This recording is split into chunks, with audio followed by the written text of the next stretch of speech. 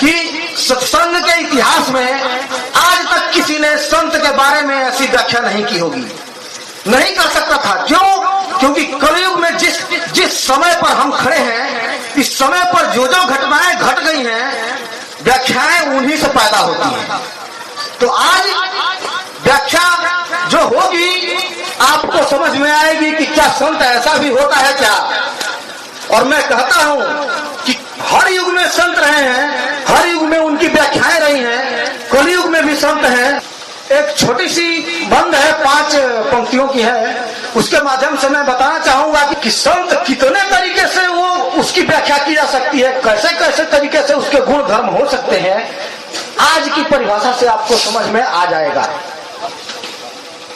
तो जो पहला बंद है वो बंद ये है, घर आए विरोधियों का भी जो सत्कार करते हैं, घर आए विरोधियों का भी जो सत्कार करते हैं, ना समझ अहंकारियों का जो तिरस्कार करते हैं, परिस्थितियां कितनी ही डगमगाए सिर्फ संतुलन पर रहते हैं, संत उसे कहते हैं, संत उसे कहते हैं।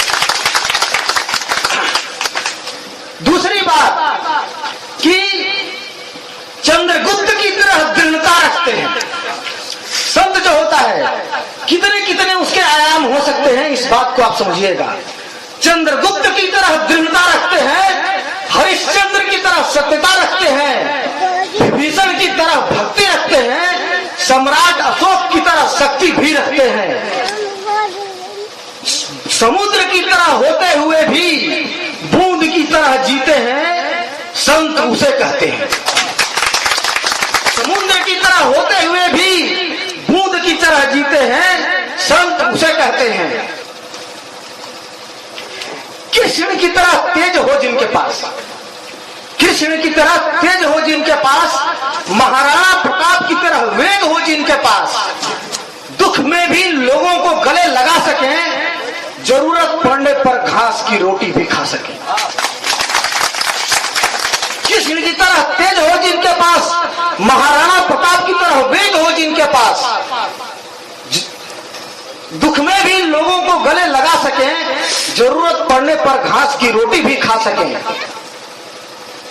कितना ही बुरा क्यों न हो जाए, भावनाओं में नहीं बहते हैं, संत उसे कहते हैं। कितना ही बुरा क्यों न हो जाए, भावनाओं में नहीं बहते हैं, संत उसे कहते हैं।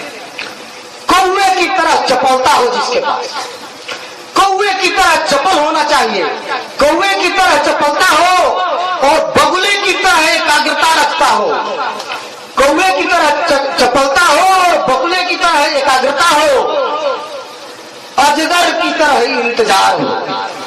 ऐसा नहीं कि आज तो भोजन नहीं मिला या आज तो ध्यान नहीं चला तो उब जाएगा, उबेगा नहीं। अजगर की तरह इंतजार हो और गेहूं की तरह फुफकार भी हो। कौवे की तरह चपलता हो, बगुले की तरह एकाग्रता हो, अजगर की तरह इंतजार हो और गेहूं की तरह फुफकार भी हो। अपना घर भी जल जाए फिर भी शान से रहते हैं, संत उसे कहते हैं। अंतिम बंद बताता हूं कि सत्यता जिसका श्रृंगार हो, सत्यता जिसका श्रृंगार हो, करुणा जिसकी कृपाण हो, सत्यता जिसका श्रृंगार हो, करुणा जिसकी कृपाण हो, बातें जिसकी तीर की तरह हो, बातें जिसकी तीर की तरह हो और संयम उसका कमान हो, हार जिसके शब्दकोश में भी ना हो, हार जिसके शब्दकोश में भी ना हो और मरना उसके लिए सबसे आसान हो, धर्म की रक्षा के लिए कुछ भी कर गुजरते हैं, संत उसे कहते हैं। धर्म की रक्षा के लिए कुछ भी कर गुजरते हैं, संत उसे कहते हैं।